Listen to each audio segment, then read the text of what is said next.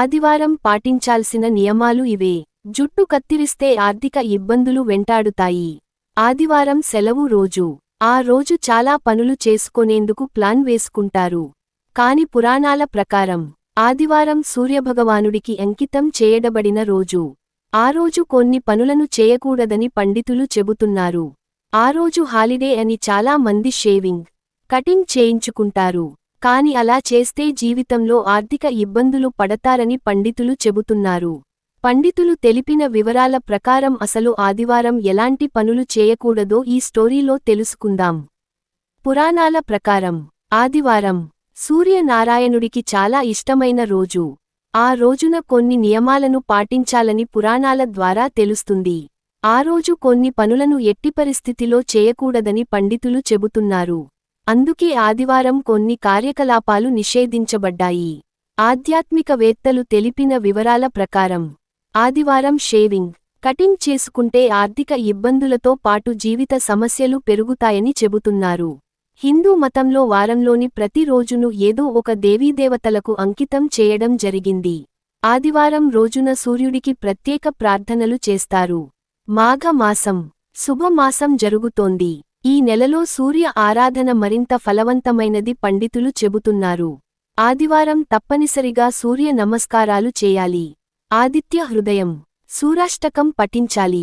సూర్యునికి ఎదురుగా నిలబడి దోసెలతో నీళ్లు తీసుకొని సూర్యునికి చూపించి ఒక ప్లేట్లో వదలాలి. ఇలా చేయడం వలన సూర్య భగవానుడి ఆశీస్సులతో పాటు పితృదేవతల శాపం నుంచి విముక్తి కలుగుతుందని చెబుతున్నారు.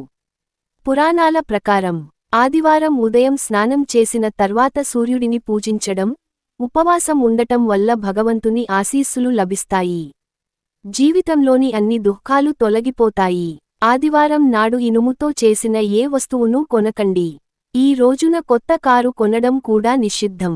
ఈ రోజున కొత్త కారు కొనడం వల్ల ప్రమాదాలు జరిగే ప్రమాదం ఉందని పండితులు చెబుతుంటారు. అందుకే గృహనిర్మాణంలో ఇనుమును ఎక్కువగా ఉపయోగించాల్సి ఉంటుంది. అందుకే ఆదివారం ఇల్లు ప్రారంభించకూడదని పండితులు చెబుతున్నారు. ఆదివారం నాడు పశ్చిమ దిశలో ప్రయాణించవద్దు. ఈ రోజున పశ్చిమ దిశలో ప్రయాణించడం అశుభమని భావిస్తారు. మీరు ఈ దిశలో ప్రయాణించాల్సి వస్తే బయలుదేరే ముందు నెయ్యి తినండి. లేకపోతే మీరు తలపెట్టిన పనుల్లో ఆటంకాలు ఏర్పడుతాయని చెబుతున్నారు.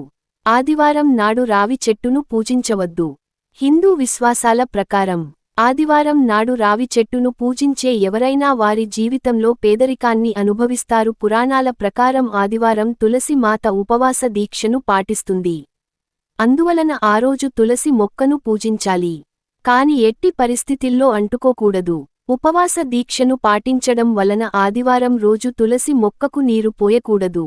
చాలామంది ఆదివారం సెలవు రోజని కటింగ్, షేవింగ్ చేసుకుంటారు. కాని పురాణాల ప్రకారం అలా చేస్తే ఆర్థిక ఇబ్బందులు పడతారని చెబుతారు. అందుకే పురాణాలు ఆదివారాల్లో జుట్టు కత్తిరించడాన్ని నిషేధించాయి. కాబట్టి ఆ రోజున జుట్టు కత్తిరించుకోకండి. ఆ రోజున జుట్టు కత్తిరించడం వల్ల మీ జాతకంలో సూర్యుడు బలహీనపడతాడని నమ్ముతారు. ఆదివారం నాడు నలుపు, నీలం రంగు దుస్తులు ధరించవద్దు. ఈ రోజున ఈ రంగులను ధరించడం నిషిద్ధం. సూర్య భగవానుడి అనుగ్రహం పొందడానికి ఈ రోజు ఎరుపు రంగు దుస్తులు ధరించండి.